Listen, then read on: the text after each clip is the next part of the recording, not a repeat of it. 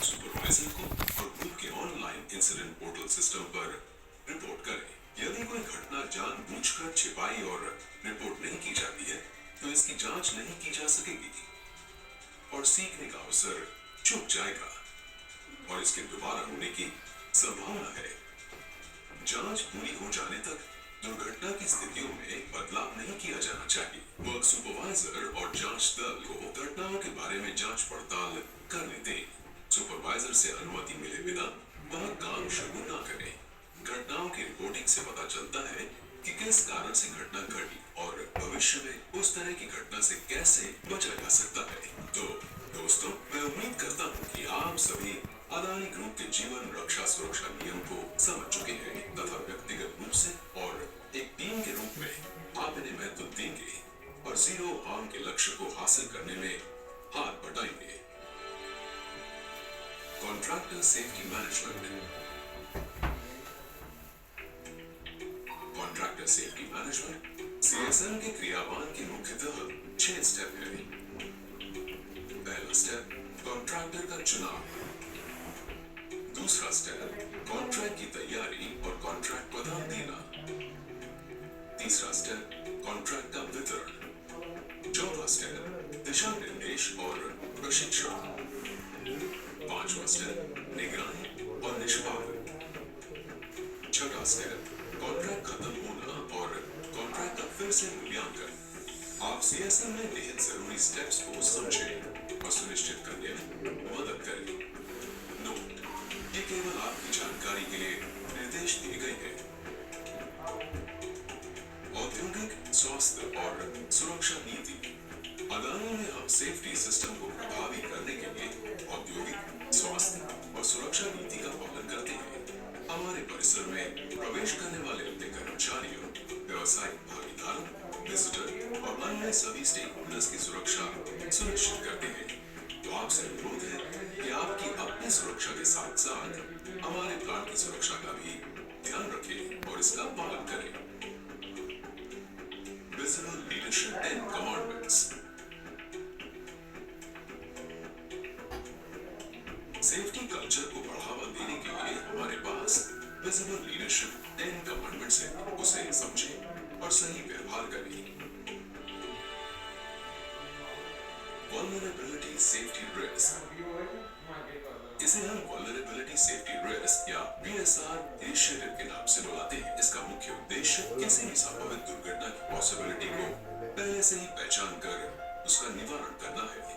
ये मुख्य रूप से असुरक्षित बिल्डिंग, सब्जेक्ट्स जैसे conveyors, electrical installations, structures, cracks, joints आदि को अधिक गहराई से पहचानना और उसका उचित निवारण करना है।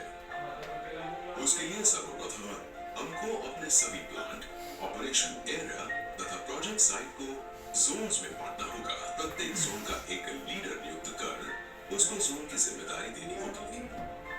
प्लांट लोकेशन हेड को एक एक्सपर्ट टीम को आइडेंटिफाई करना होगा जिसमें प्रत्येक डिपार्टमेंट के एक्सपर्ट लोग हों, जैसे कि civil, mechanical, electrical, instrumentation, process operation, maintenance, safety, security, environment, design इत्यादि के लोग जोन में जाकर जोन लीडर की सहायता करेंगे वीएसआर पॉइंट्स को आइडेंटिफाई करने के लिए। वीएसआर एक ऐसा तरीका है जिसमें हम सभी देखे अनदेखे जोखिम को वीएसआर के माध्यम से पहचान सकते हैं।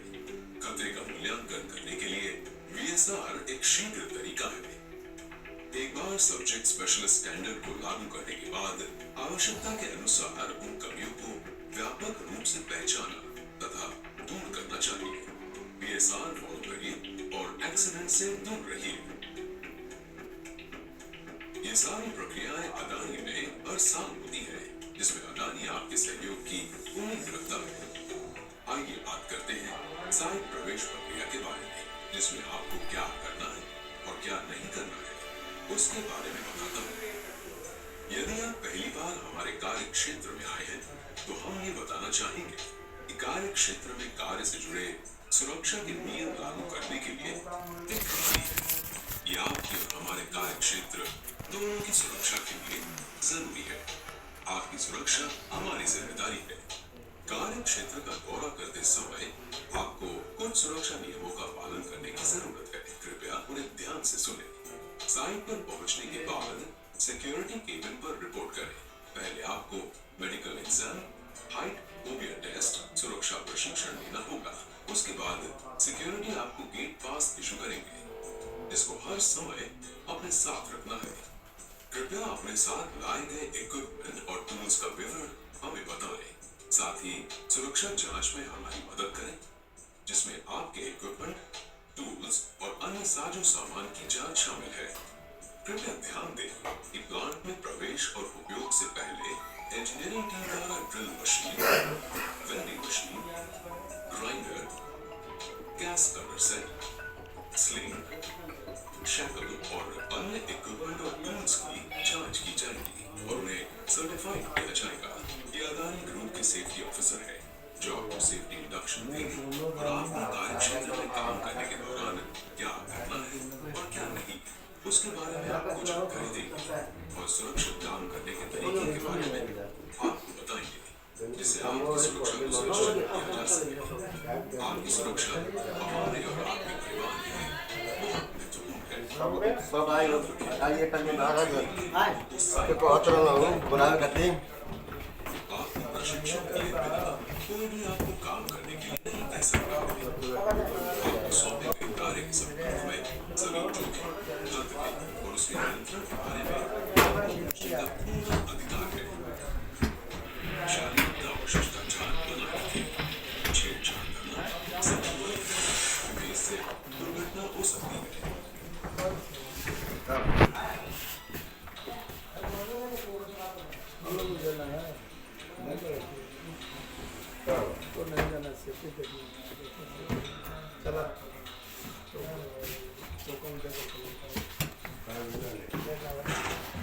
नशीले पदार्थों, शराब आदि का सेवन करके अदानी कंपनी के कार्य क्षेत्र में आना सही नहीं है।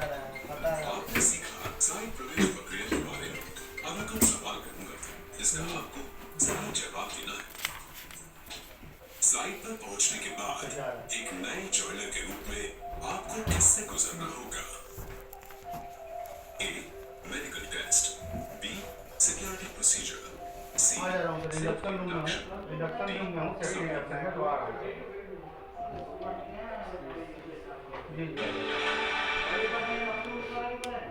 प्लांट में प्रवेश से पहले सभी औजारों और उपकरणों का निरीक्षण और प्रमाण इस टीम द्वारा किया जाएगा।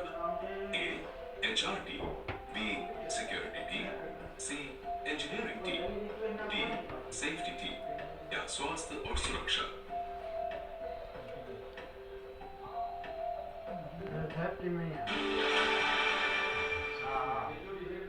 अदानी कंपनी के कार्य क्षेत्र में इसका सेवन करके आने की सख्त मना है। ए, चाय या कॉफी, बी, नशीली दवाएं और शराब, सी, फलों का रस या दूध, डी, खाद्य पदार्थ। आइए बात करते हैं व्यक्तिगत सुरक्षा उपकरण के बारे में, जहां आपको कार्यस्थल पर कौन सा पीपीई पहनना है उसकी जानकारी देता हूं। व्यक्तिगत सुरक्षा उपकरण पीपीई दो विशेष पोशाक या कुछ उपकरण है जो उस व्यक्ति को चोट से बचाने में मदद करता है। ये व्यक्ति के शरीर जैसे कि नाक, कान, आंख, सिर, चेहरा, हाथ, पैर और कुछ आंतरिक अंग की सुरक्षा के लिए दिए जाते हैं, क्योंकि ये मुख्यतः श्रमिकों के संपूर्ण शरीर की रक्षा करने के लिए होते हैं। पीपीई का सही तरह से इस्तेमाल नहीं करने से अदानी में कुछ घटनाएं हुई हैं, जैसे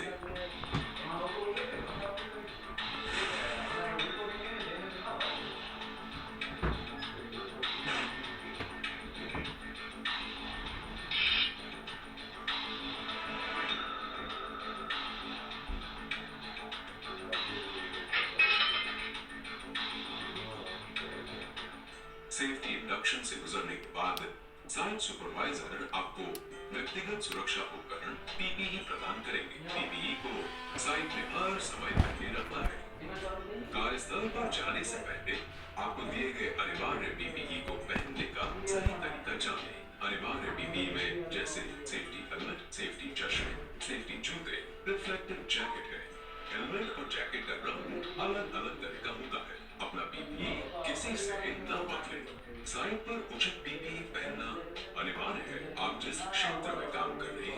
उसके आधार पर पहनने के लिए विभिन्न प्रकार के पीपीई की आवश्यकता होती है।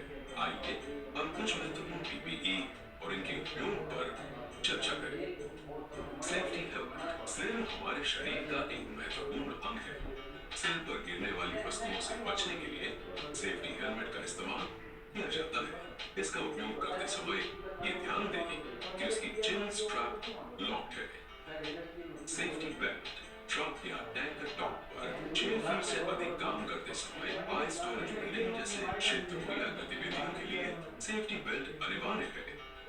सेफ्टी चश्मे आपको अपनी आंखों को उड़ने वाली वस्तुओं और केमिकल के छींटों से बचाना होगा। साइट पर काम करते समय आपको आंखों के लिए सुरक्षा साधन का उपयोग करना होगा। केमिकल्स को हैंडल करते समय केमिकल स्प्लैश गॉगल्स या face shield, welding, gas cutting के दौरान ग्राइंडर या किसी अन्य क्षेत्र में उड़ने वाली वस्तु के संभावित एक्सपोजर के साथ काम करने के दौरान जरूर पहने। कटर गॉगल्स या फेस शील्ड स्थिति और जरूरत के अनुसार पहने। सेफ्टी जूते सेफ्टी जूतों का उपयोग पैर के खतरों के प्रभाव को कम करने के लिए किया जाता है, जैसे कि गिरने वाली वस्तु, नुकीली चीजें, केमिकल आदि। ये सभी क्षेत्रों के लिए अनिवार्य पीपीई है।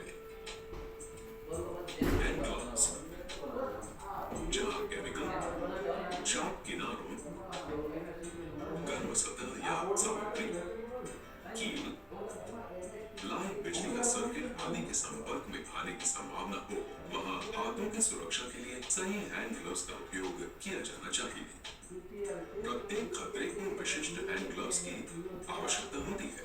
साइन गतिविधियों पर आधारित कुछ हैंड ग्लव्स इस प्रकार है। शार्प किनारों और कांच को संभाल कट प्रतिरोधी हैंड ग्लव्स, विशिष्ट केमिकल के लिए केमिकल प्रतिरोधी हैंड ग्लव्स, गर्म सतह या सामग्री, केफर या लेदर के हैंड ग्लव्स, इलेक्ट्रिकल प्रमाणित insulated hand gloves, high frequency की आवाज सुनने की क्षमता को प्रभावित कर सकती है। हो सकता है कि आज आप इसे महसूस न करें, लेकिन ये आपकी सुनने की क्षमता को स्थायी रूप से प्रभावित कर सकता है। उच्च शोर वाले क्षेत्रों जैसे डीजी ऑपरेशन, बॉयलर क्षेत्र, कंप्रेसर और बड़े मोटर आदि में ईयरप्लग या ईयर मफ का उपयोग जरूर किया जाना चाहिए। रेस्पिरेटर्स विशिष्ट क्षेत्र में धूल और केमिकल के धुएं के संपर्क में आने से बचने के लिए आपको मास्क का उपयोग करना होगा। सेफ्टी हार्नेस यदि आप जमीन अथवा नजदीकी फ्लोर से 1.5 मीटर या 6 फीट से ज्यादा की ऊंचाई पर काम कर रहे हो, तो फुल बॉडी हार्नेस का प्रयोग करें। यह आपको ऊपर से गिरने से बचाता है। इन्हें सही तरीके से इस्तेमाल करना सीखें तथा कुछ समझ न आने पर पूछें। हर बार इस्तेमाल करने से पहले उन्हें जांच लें और वे सही हालत में हैं ये सुनिश्चित करें। ध्यान दें कि अलग अलग स्थानों पे सेफ्टी हार्नेस के प्रकार भी विभिन्न होते हैं। रोप ब्रेथ, रिट्रैक्टेबल फॉल अरेस्टर इत्यादि। अपने सुपरवाइजर से खराब पीपीई को बदलने के लिए कहें। अपने पीपीई किसी के साथ साझा न करें। खराब होने पर पीपीई को कहीं भी ना फेंकें, उसे वापस कर दें या बताए गए पीपीई कूड़ेदान में ही उसका निपटान करें। कार्यस्थल पर जाने से पहले आपको दिए गए अनिवार्य पीपीई को पहनने का तरीका जानें। आपने सीखा व्यक्तिगत सुरक्षा उपकरण के बारे में। अभी कुछ सवाल करूंगा जिसका आपको सही जवाब देना है। पर्सनल प्रोटेक्टिव इक्विपमेंट या पीपीई वह विशेष कपड़े या कुछ उपकरण है जो हम सभी को इसलिए दिए जाते हैं जिससे ए, वे उस व्यक्ति को चोट से बचाने में मदद करते हैं जिसने उन्हें पहना है। बी, इसे साइट सुरक्षा नीति के अनुसार जारी किया जाना आवश्यक है। सी, ये साइट प्रबंधन से एक निर्देश है। डी, यदि इसका उपयोग किया जाता है तो कार्य निष्पादन में किसी अन्य नियंत्रण की आवश्यकता नहीं है।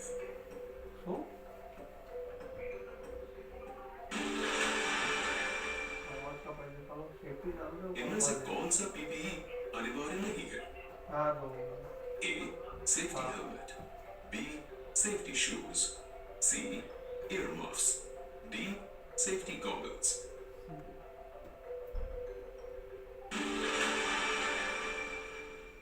तस्वीरों को देखकर बताइए कि इसमें क्या गलत है।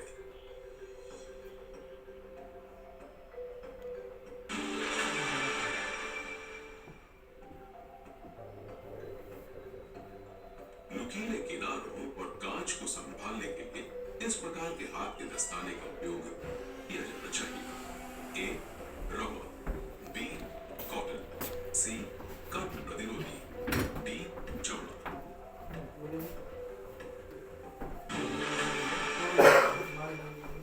ट्रक या टैंकर भंडारण भवनों जैसे क्षेत्रों पर काम करते समय कितनी ऊंचाई पर सेफ्टी बेल्ट पहनना अनिवार्य है?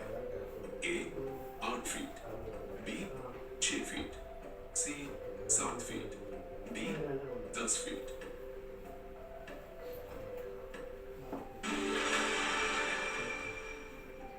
रसायनों को संभालते समय आंखों की सुरक्षा के लिए किसका उपयोग करें? ए चश्मा, बी केमिकल स्प्लैश गॉगल या फेस शील्ड, सी एप्रन, डी हेलमेट।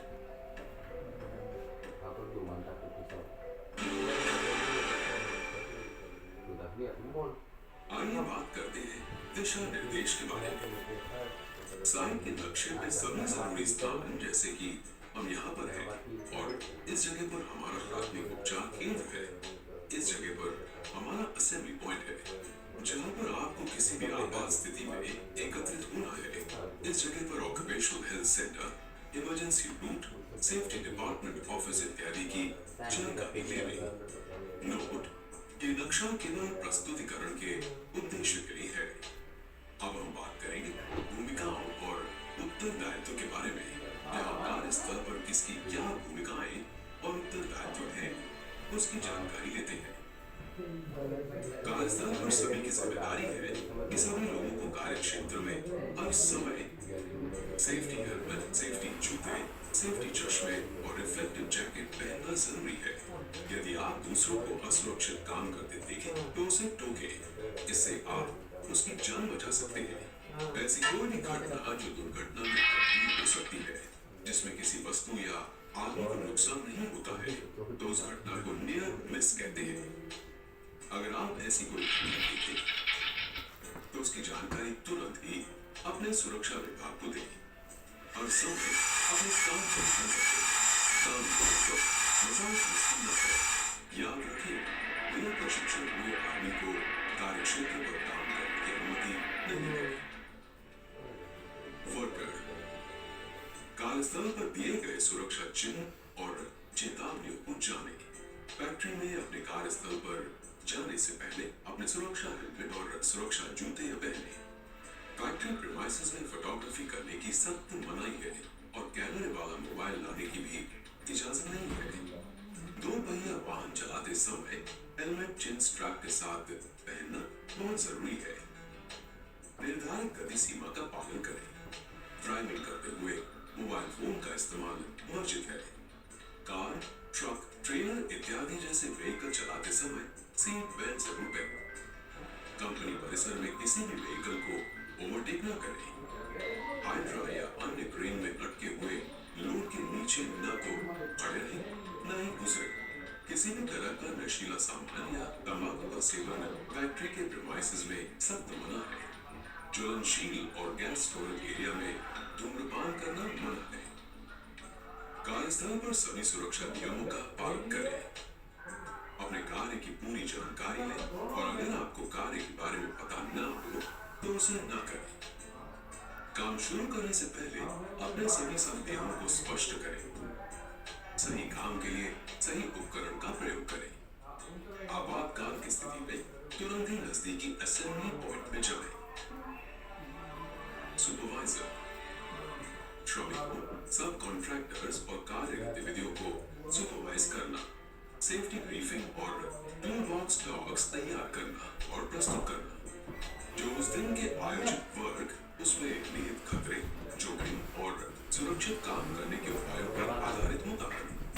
सुरक्षा खतरों को आकलन और प्रबंधन करना, सुनिश्चित करना कि उचित साइट नियम और वेलफेयर लागू हो। नियमित इंस्पेक्शन या निरीक्षण करना, साइट मैनेजर्स को वर्क प्रोग्राम योजना बनाने में मदद करना।